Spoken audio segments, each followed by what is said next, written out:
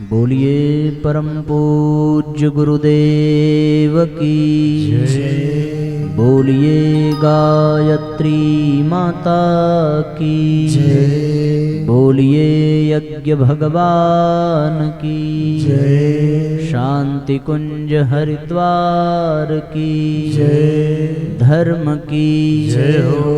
अधर्म का नाश हो। प्राणियों में सद्भावना हो। विश्व का कल्याण हो। सत्य सनातन धर्म की जय हो। बाबा विश्वनाथ की जय हो। गंगा मैया की जय हो। ग्राम देवता की जय हो। स्थान देवता की जय हो। नमः पार्वती पतये हर हर महादेव। साथियों, बड़े सौभाग्य का विषय है कि हम सभी भावपूर्वक पावन प्रज्ञा पुराण कथा का रसास्वादन कर रहे हैं। कल प्रथम सत्र में हम सभी ने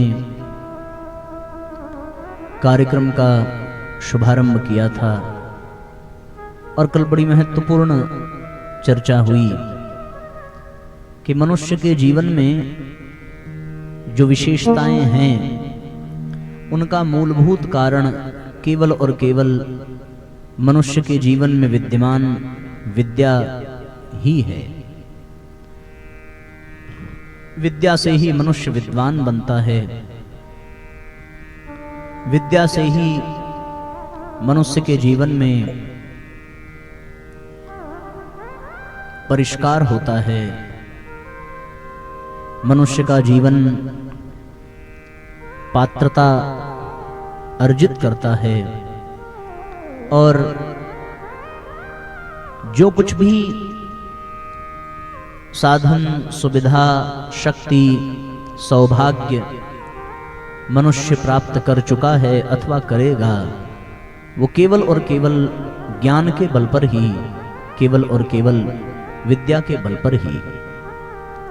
जैसे जैसे जीवन में विद्या का ज्ञान का प्रभाव बढ़ने लगता है, वैसे वैसे जीवन में विनम्रता सद्गुण सद्भाव जीवन में बढ़ने लगते हैं।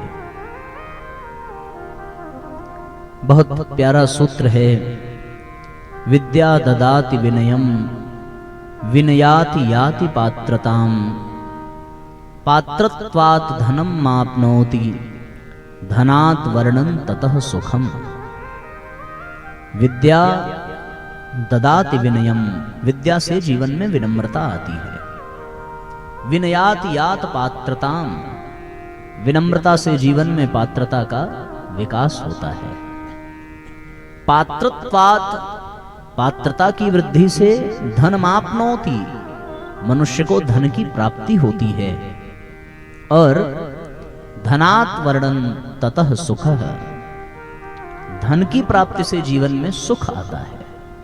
तो सुख धन से, धन पात्रता से, पात्रता विनम्रता से शालीनता से और विनम्रता विद्या से।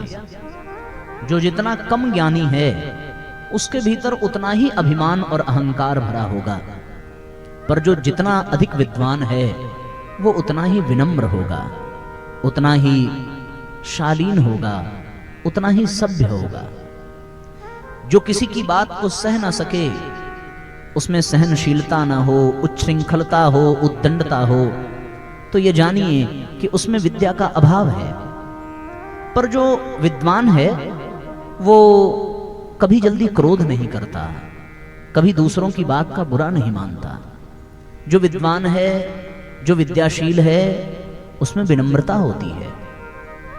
जो जितना अधिक प्रसन्न मुद्रा में हो, जितना विनम्र हो, जितना शालीन हो, क्रोध आदि विकारों से जो जितना दूर हो, ये जानिए कि वो बहुत विद्वान व्यक्ति है। एक बात और, जो विद्वान नहीं है वो अपनी विद्वत्ता को प्रकट करना चाहता है, और जो विद्वान है वो मौन रहता है, वो बुलाने पर भी जल्दी बोलता नहीं है। विद्वत्ता का ये परिचय है। मूर्ख व्यक्ति खूब बात करेगा, खूब बोलेगा, अपने ज्ञान को खूब प्रकट करने का प्रयास करेगा, लेकिन जो विद्वान है वो चुप रहता है, मौन रहता है। वो जब बोलेगा तो दूसरों के कल्याण के लिए ही बोलेगा। वो तभी बोलेगा जब श्रद्धा से भरपूर कोई सुनने वाला हो। भगवान महाभारत के युद्ध में अर्जुन की बहुत सुनते हैं, भगवान चुप रहते हैं, लेकिन जब भगवान ने बोलना प्रारंभ किया तो अर्जुन की समस्याओं का समाधान होता चला गया। इसलिए साथियों, विद्वान मौन रहता है, कम बोलता है पर स्पष्ट बोलता है। लेकिन जिसमें विद्या का अभाव हो, हमेशा बड़बड़ बड़बड़ करता रहेगा, उसकी वाणी का भी कोई प्रभाव नहीं होता। शांत रहने वाला ही विद्वान है, शालीन रहने वाला ही विद्वान है। जिसमें प्रतिभा हो वो शांत रहेगा।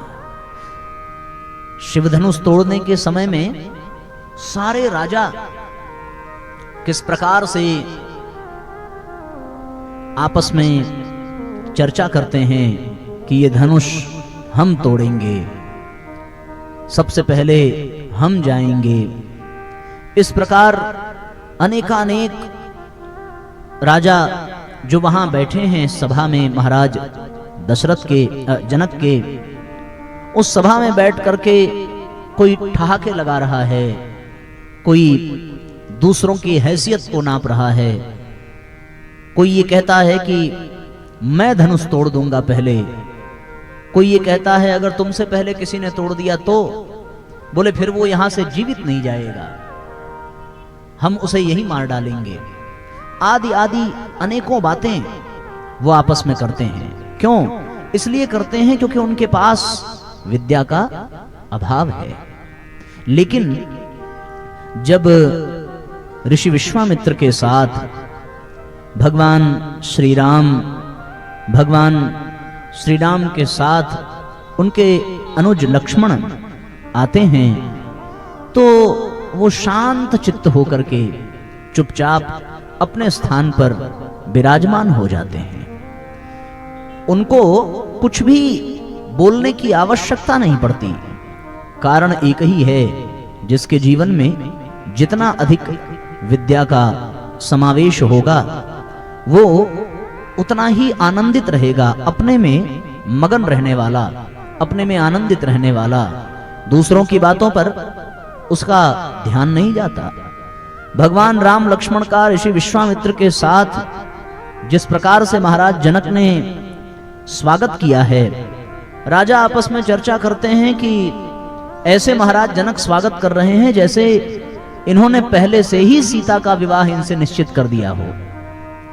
पर हम उसी सिद्धांत को अपनाएंगे, जो धनुष तोड़ेगा उसी से विवाह होगा। एक राजा ने कहा कि अगर जबरदस्ती इन्होंने विश्वामित्र के शिष्यों में से किसी एक के साथ विवाह कर दिया तो क्या करोगे? बोले फिर महाराज जनक को भी हम मार डालेंगे और उनके शिष्य को भी मार डालेंगे। ये उच्छृंखलता अविद्या का प्रतीक है। लेकिन भगवान राम की स्थिति कैसी है?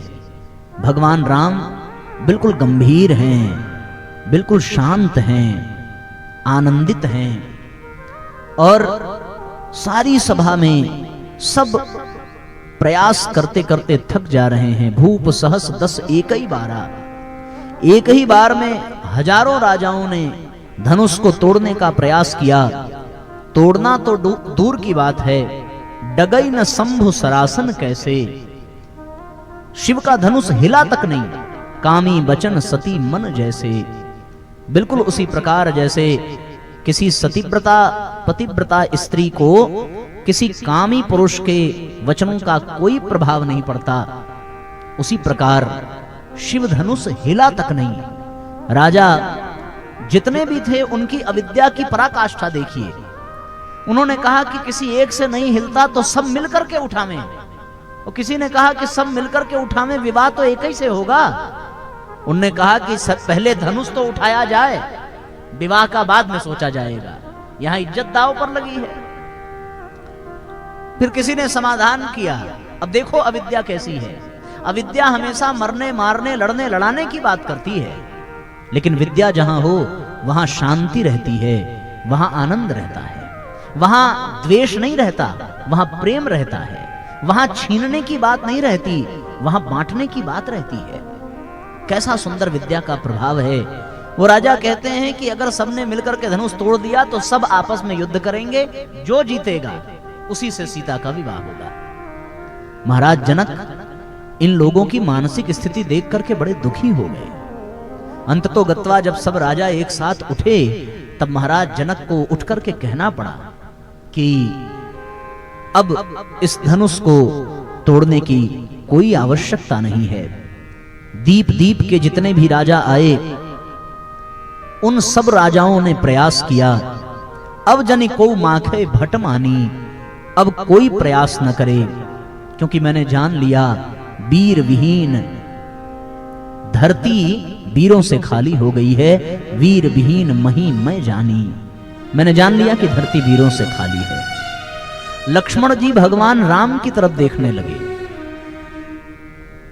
ये कल्पना कर रहे हैं कि अब शायद राम जी कुछ बोलेंगे, लेकिन भगवान अब भी आनंद में हैं। यही तो विद्या का प्रमाण है। जो विद्वान है वो अपने में ही डूबा रहता है, आत्मभाव में आनंदित रहता है। कौन क्या सोचता है, क्या करता है, विद्वान को इससे फर्क नहीं पड़ता। उसके लिए तो सब समत्व का भाव है। विद्यावान व्यक्ति हमेशा समता के भाव में रहता है। न काहू से दोस्ती न काहू से बैर, न किसी से दोस्ती न किसी से द्वेष का भाव, एकदम आनंदित रहता हुआ उसका जीवन। गीता में भगवान कृष्ण अर्जुन से कहते हैं कि विद्या विनय संपन्ने ब्राह्मणे गविहस्तिनी शुनि शैव श्वपा के च पंडिताः समदर्शिनः। इसका अर्थ यह है कि जो विद्या से संपन्न है उसके लिए किसी में कोई भेद नहीं होता। उसके लिए जो सम्मान किसी ब्राह्मण का है वैसा ही सम्मान किसी कुत्ते का भी है, वैसा ही सम्मान किसी हाथी का भी है, वैसा ही सम्मान किसी गाय का है। वो सभी प्राणियों में समत्व की भावना रखता है। समत्वम योग उच्यते, समता का भाव विद्वान के जीवन में रहता है। उसी प्रकार भगवान राम भी पूर्ण रूपेण अपने आप में ही आत्मभाव में ही आनंदित हैं। और भगवान राम की स्थिति का वर्णन गोस्वामी तुलसीदास जी ने बहुत सुंदर तरीके से किया है कि भगवान राम इस तरीके से बैठे हैं कि उनके जीवन में कोई अभिमान नहीं है, उनके जीवन में कोई बुरा भाव नहीं है, ना ही उनको यह लालसा है कि हमसे टूट जाए, हमसे विवाह हो जाए। ये कामना भी नहीं है। जो विद्वान है वो कामना रहित होता है, वो आसक्ति रहित होता है। उसमें संसार की, समाज की, किसी सामग्री की, किसी यश मान सम्मान की कोई भूख नहीं होती विद्वान व्यक्ति के। वो तो अपनी विद्वत्ता को छुपा करके रखता है। मुझे एक प्रसंग याद आता है, अजमेर की घटना है। अजमेर की किसी पहाड़ी में कोई बड़े सिद्ध संत रहा करते थे, तो उनके दर्शन के लिए प्रायः बहुत लोग आते, अपना रोग शोक लेकर के, और उनके सामने प्रार्थना करते और उनसे आशीर्वाद पा करके अपने जीवन का कल्याण करते। अजमेर या अलवर की बात है। वहां के राजा को पता चली ये बात कि भाई यहाँ पहाड़ी में कोई सिद्ध आत्मा रहते हैं। तो राजा अपने सैनिकों के साथ, मंत्रियों के साथ घोड़े हाथी पर बैठ करके उनके दर्शन के लिए पहुंचे। जंगल में गए और जंगल में जाकर के राजा के जाने की व्यवस्था हुई। पहाड़ी पर संत को यह पता चला कि इस देश का राजा आ रहा है और वो हमसे मिलना चाहता है। संत ने अपने शिष्य को बुलाया। शिष्य को बुला करके कहा कि देख बेटा, राजा आ रहे हैं। ये राजा नहीं आ रहे हैं, ये हमारे लिए ग्रह आ रहा है। आज एक राजा आया, अगर ये यहां से खुश होकर के गया तो कल दूसरे राजा आएंगे, परसों तीसरे राजा आएंगे, और फिर प्रचार प्रसार हमारा बड़ी तेजी से होगा। फिर ना हम साधना कर पाएंगे, न यहां शांति से रह पाएंगे। बोलो, जिस मंदिर की बड़ी प्रसिद्धि हो जाती है उस मंदिर में पांव रखना भी मुश्किल हो जाता है, भक्तों की कैसी लंबी कतार लग जाती है। संत ने कहा कि हमें राजा के द्वारा बचने की आवश्यकता है। शिष्य ने पूछा, गुरुदेव कैसे बचेंगे? गुरु ने अपने शिष्य को एक रोटी का टुकड़ा दिया और एक टुकड़ा अपने लिया। गुरु ने कहा कि तुझे मुझसे झगड़ा करना है इस रोटी के टुकड़े के लिए। शिष्य ने कहा, गुरुदेव रोटी के लिए हम आपसे झगड़ा करें? बोले, रोटी खाने के लिए तुझसे मैं कहूंगा और तू खाने के लिए मुझसे कहना, हम दोनों झगड़ेंगे एक रोटी के लिए। और वो राजा जब झगड़ता हुआ हमें देखेगा तो वो वापस चला जाएगा। और हुआ भी ऐसा। पहले तो शिष्य तैयार नहीं हुआ, बोले, गुरुदेव ये क्या बात है, मैं आपका अपमान कैसे कर सकता हूं? शिष्य से गुरुजी ने कहा कि बेटा थोड़ी देर लीला कर ले तो जीवन भर की साधना बच जाएगी, अन्यथा आज से भगवान का ध्यान और मंत्र का जाप करने की फुर्सत नहीं मिलेगी। ये राजा नहीं आ रहा है, ये माया आ रही है और ये माया प्रसिद्धि तो बहुत दिलाएगी लेकिन ये भगवान से दूर कर देगी। अपनी विद्वत्ता का दर्शन इसके सामने करना उचित नहीं है। और गुरु की आज्ञा पाकर के शिष्य गुरुदेव को ही भला बुरा कहने लगा कि तू ढोंगी है, तू पाखंडी है, एक रोटी के लिए अपने शिष्य को सताता है। इतने में राजा उतरा और राजा ने रथ से उतर करके गुरु और शिष्य के ये द्वंद्व को सुन रहा है।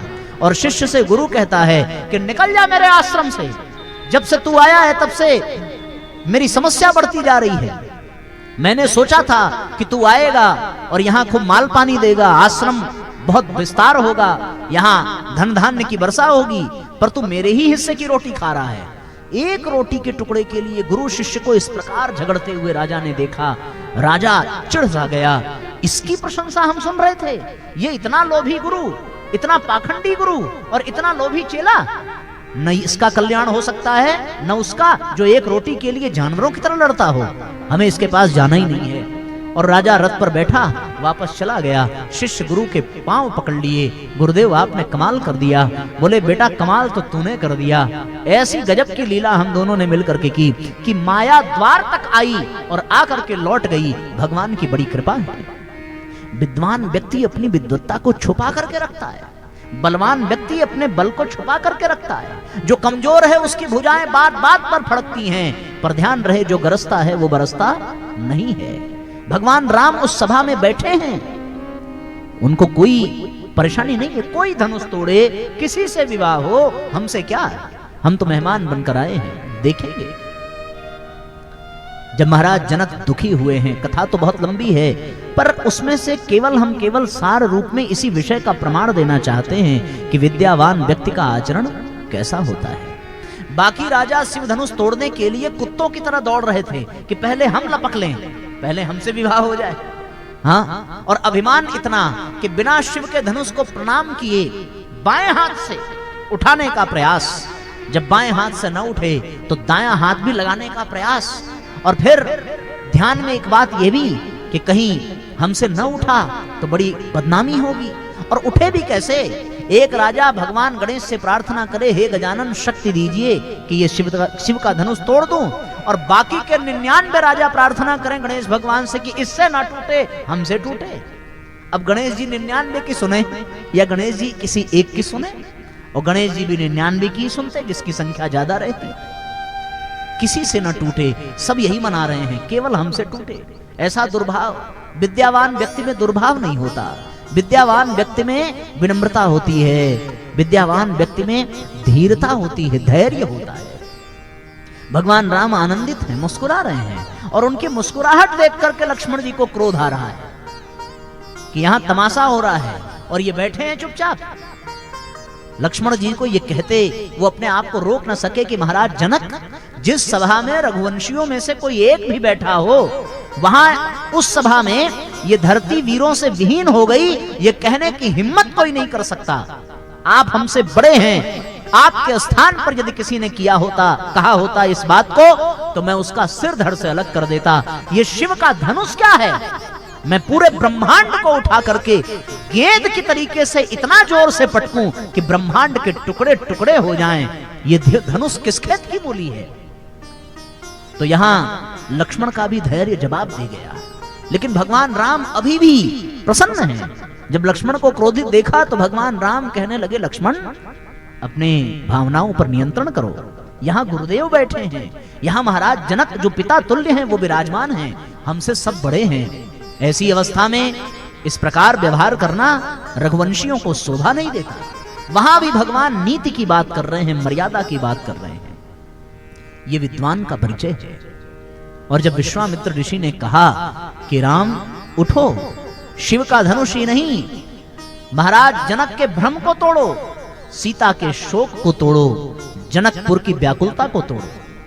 और विश्वामित्र ऋषि का जब आदेश पाया है भगवान ने, तो अपने गुरु को प्रणाम करके तब अपने आसन पर से चले हैं। और चलने में कोई जल्दबाजी नहीं है कि जल्दी जाएं, जल्दी टूटे, जल्दी विवाह हो। कितना आनंद है।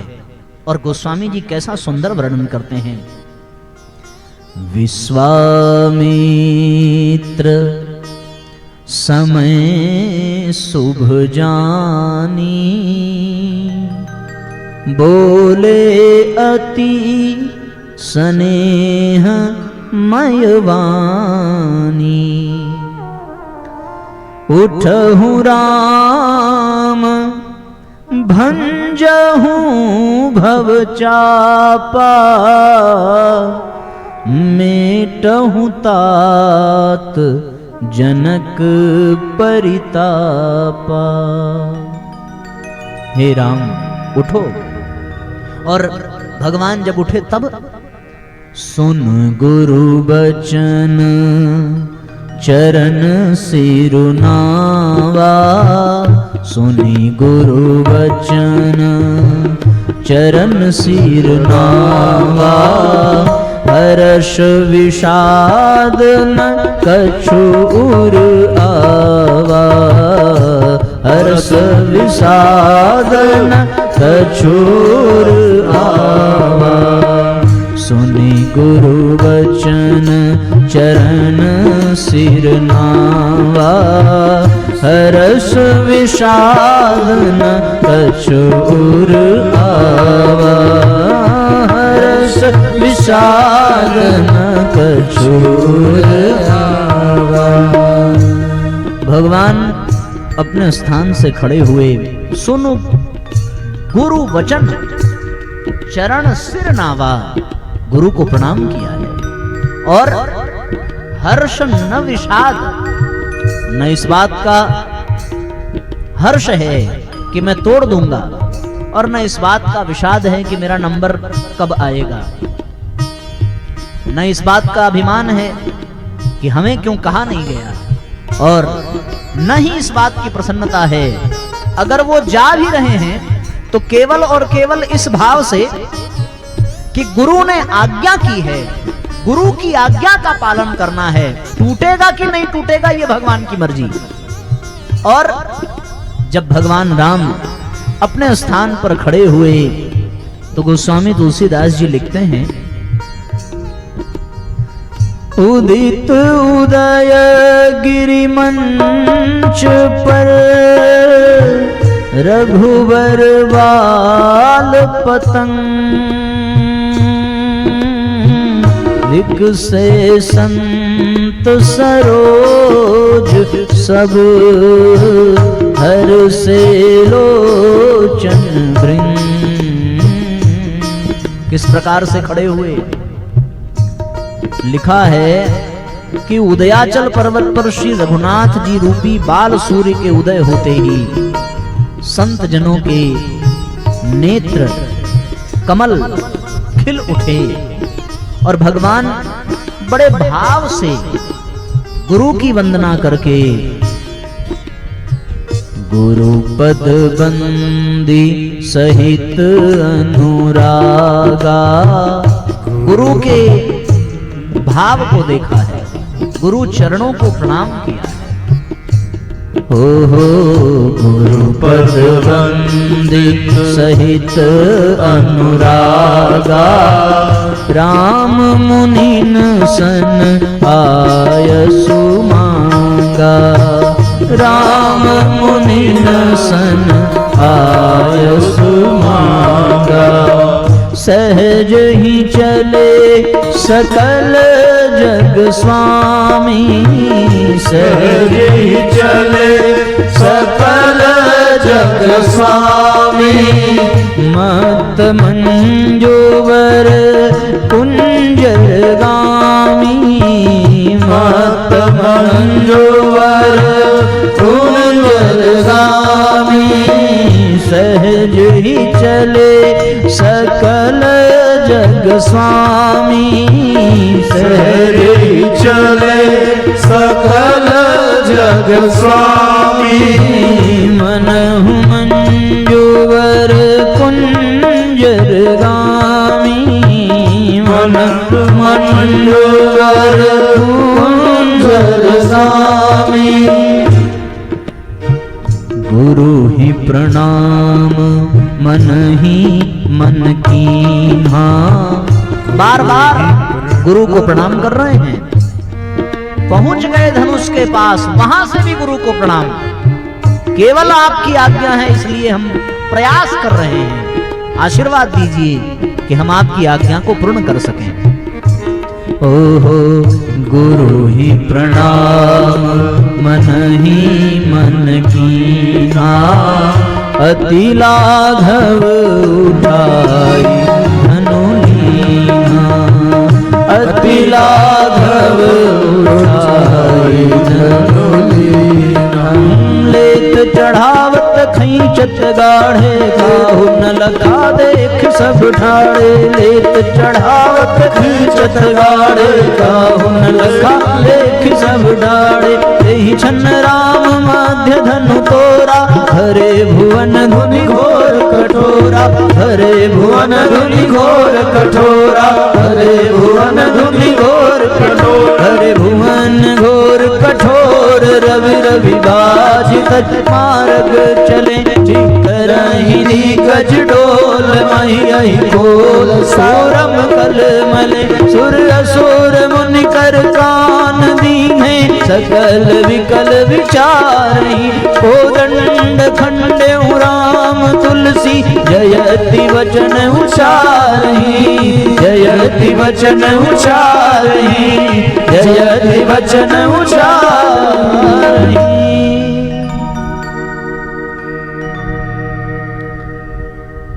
भगवान ने शिव धनुष को गुरुजी को प्रणाम करके उठाया और उठा करके छूते ही केवल प्रत्यंचा चढ़ाने का प्रयत्न भर किया। अति लाघव उठाई धनु लीन्हा। और जैसे ही प्रत्यंचा चढ़ाने का प्रयास भगवान करते हैं तेहि छन राम मध्य धनु तोरा। भगवान ने धनुष तोड़ दिया। और तोड़ने के बाद भी भगवान की कैसी विनम्रता है कि भगवान धनुष टूटने के बाद पुनः भावपूर्वक अपने गुरु को ही प्रणाम करते हैं और मानो यह संकेत कर रहे हैं कि गुरुदेव हम में कोई पात्रता नहीं है, आपकी कृपा से ही यह कार्य हमने संपन्न किया है। साथियों, विद्वान व्यक्ति का यही परिचय है। वो झगड़े में नहीं उलझता, वो अभिमान में नहीं उलझता। विद्वत्ता हमें प्रेम करना सिखाती है। विद्वत्ता हमें सहयोग सहकार देना सिखाती है।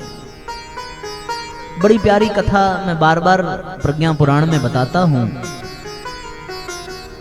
गुरुजी ने लिखा है प्रज्ञा पुराण में, एक बार ब्रह्मा जी देवता और दानवों को अपने पास बुलाए। इसलिए बुलाए क्योंकि राक्षसों ने ब्रह्मा जी से जाकर के शिकायत की कि महाराज देवताओं की पूजा होती है, उनके मंदिर बनते हैं और हमसे लोग देख करके भागते हैं, डरते हैं, भयभीत होते हैं। हमारी पूजा क्यों नहीं होती, हमारे मंदिर क्यों नहीं बनते, देवताओं को लोग क्या क्या उपहार चढ़ाते हैं, हमें कुछ नहीं देते, हमें छीनना पड़ता है जो चाहिए। ऐसा भेदभाव क्यों, हम भी तो आपकी संतान हैं। तो ब्रह्मा जी ने कहा कि आज शाम को आना, हमारे यहाँ ब्रह्मलोक में पार्टी है भोजन पर, और परिवार सहित आना। तो निमंत्रण में लोग जाते ही हैं। तो देवता तो ऐसे ही संवर के रहते हैं आभूषण इत्यादि पहन करके, और राक्षस क्या पहन के रहते हैं, किसी ने हड्डी लटका ली, किसी ने रक्त पोत लिया, किसी के नाखून बड़े बड़े, बाल वर्षों से धुले ना हो, आंखें बिल्कुल खूनी लाल आंखें, ऐसा भयंकर स्वरूप आदमी देख के तो भाग ही जाएगा। लेकिन आज ब्रह्मलोक जाना है और देवताओं के साथ पार्टी है, तो सच संवर करके राक्षस और राक्षसों की पत्नियां भी बिल्कुल तैयार होकर के गई। जिससे जितना सजते बना उसने उतना सजावट की। सब पहुंचे, एक तरफ देवता बैठे, एक तरफ दानव बैठे। ब्रह्मा जी ने कहा कि भाई भोजन जिसको जो खाना हो मन में संकल्प कर ले, वही भोजन की थाली उसके सामने प्रकट हो जाएगी। ब्रह्मलोक में जिसकी जो कामना हो सब पूरी हो जाती है। अपनी अपनी रुचि के अनुसार सब ने अपने अपने भोजन की डिमांड की और सबके सामने उनके पसंद के भोजन से भरी हुई थाली प्रकट हो गई। किसी ने आलू का पराठा मंगाया, किसी ने पनीर की सब्जी मंगाई, किसी ने गुलाब जामुन मंगाया। गर्मी का मौसम रहा होगा तो आम वगैरह भी लोगों ने कहा ही होगा। सारी व्यवस्था। ब्रह्मा जी ने भोजन शुरू करने से पहले कहा कि आप लोग भोजन तो अवश्य करिए, करेंगे ही, पर हमारी एक शर्त यह है कि आपका हाथ बीच में से मुड़ेगा नहीं। खाने के लिए हाथ मोड़ना पड़ता है कि नहीं मोड़ना पड़ता? भैया आप निवाला उठाएंगे तो ये यहां से मुड़ेगा तभी तो मुख में जाएगा। और ब्रह्मा जी ने कहा हाथ बिल्कुल ऐसे ही रहेगा, सीधा एकदम। अब आप चाहे जितनी बुद्धि लगा लो, आप निवाला उठा तो लेंगे पर मुंह तक जाएगा कैसे? राक्षस जमीन पे लेट गए कि अब शायद मुंह यहां पहुंच जाए, कोई हाथ ऐसे पीछे खींचे कैसे आ जाए। प्रयास तो भरपूर चल रहा है। तब तक एक राक्षस अधिक प्रतिभावान था। उसने कहा हाथ नहीं जाता तो क्या हुआ, हाथ थोड़ी भेजना है मुंह के पास, भेजना तो भोजन है ना। तो उसने एक युक्ति लगाई और एक निवाला उठाया और यूं ऐसे आकाश में उछाला कि हम ऊपर फेंकेंगे और फिर नीचे मुंह लगा करके धारण कर लेंगे, फट से आ जाएगा मुंह में। देखो राक्षसों की बुद्धि। सो उसका देखा देखी सबने यही किया। तो अब दाल चावल सब्जी सब मिला लो और ऊपर उठा के फेंको तो मुंह में गिरेगा। किया है क्या कभी? बिटिया कह रही है नहीं। तो किसी के नाक पे खाना गिरा, किसी के सिर पे गिरा। वो राक्षसियां जो सब ओटलाली वगैरह लगा के आई थी, पूरा दाल से पीला पीला हो गया। बाल बांध करके आई बेचारी, चारों तरफ से कहीं से पनीर चू रहा है, कहीं से टमाटर की चटनी चू रही है। ऐसा रंग रूप बन गया उनका कि कुछ कहने की बात नहीं। और सब राक्षस बड़े क्रोधी हुए। ब्रह्मा जी को लगे गाली देने, बुढ़ा सठिया गया है, दाढ़ी के साथ साथ बुद्धि भी इसकी भ्रष्ट हो गई है। बुला करके बेइज्जत करना था यहाँ, क्या जरूरत थी बुलाने की जब खाने की छूट नहीं थी। तो आपस में सब लड़ झगड़ करके खाना दाना पानी फेंक फांक करके सब चले गए ब्रह्मा जी को गाली देके। देवताओं का नंबर आया। वही शर्त देवताओं के पास भी थी। परेशान देवता भी कि भाई कैसे करें, क्या करें। बोले देवताओं ने युक्ति लगाई कि चलो हाथ नहीं मुड़ रहा है, हम नहीं खा सकते, लेकिन हम दूसरे को तो खिला सकते हैं। सो देवता ने निवाला उठाया, एक ने उसको खिलाया, उसने उसको खिलाया और दोनों एक दूसरे को खिलाते रहे। सब देवताओं का पेट भरा और आनंद पूर्वक सारे देवता वापस गए। और राक्षसों का न पेट भरा न उनको सुख मिला, सब लड़ मर करके बेकार हो गए। ये बात हम आपसे इसलिए कह रहे हैं कि जिसके जीवन में विद्या हो वह सहयोग, सहकार, प्रेम, परमार्थ आदि सद्गुणों से, दया, क्षमा, करुणा आदि सद्गुणों से उसका जीवन भर जाता है। सो उसके जीवन में आनंद रहता है। और जिसके जीवन में विद्या का अभाव हो, ज्ञान का अभाव हो, वो समस्त सुख सुविधाओं के होते हुए भी आपस में लड़ते रहते हैं, परेशान रहते हैं, दूसरों को भी परेशान करते हैं और अलानाहक दूसरों को गालियां बकते हैं और अपने ही दुखी होकर के अपने जीवन को बर्बाद कर देते हैं। विद्या जीवन में आनी चाहिए, क्योंकि विद्या हमें विनम्रता प्रदान करती है। विद्या हमें कण कण में परमात्मा का दर्शन कराती है। विद्या जीवन में आ जाए तो जीवन धन्य बन जाता है।